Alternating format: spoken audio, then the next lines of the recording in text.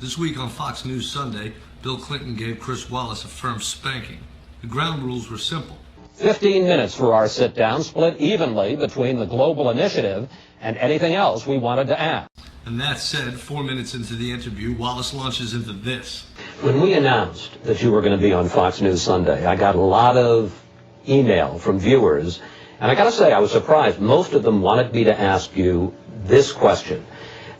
Why didn't you do more to put bin Laden and al-Qaeda out of business when you were president? The way Wallace presents the question is completely cowardly. This isn't my question. I'm only responding to emails we've received, and our viewers want to know this. You're some journalist. Isn't that part of the craft of journalism? Choosing the questions before an interview? If you're going to let it be done democratically by emails, there's not even a need for you. We could just have Bill Clinton sit there in front of a computer and respond to several emails. And ever since then, the media has been portraying Clinton's appearance as furious, very combative, complete meltdown. He lost it. Let's take a look at some of this canned rage. And yet, I get asked about this all the time. They had 3 times as much time to deal with it, and nobody ever asked them about it. I think that's strange. Wow, that was scary. Yeah, that was some meltdown. God, I'm surprised they didn't call animal control to come and shoot him with a tranquilizer dart. I don't know where you live if you think that's what rage is. I don't know about you, but I live in East Oakland, and rage is usually accompanied by gunfire, or a sharp object, or a blunt object, or fists, something. Apparently, in the American media's eyes, if you take a firm tone and answer a question directly and pointedly, that's combative. But if you kill 20,000 Iraqis, that's strong leadership.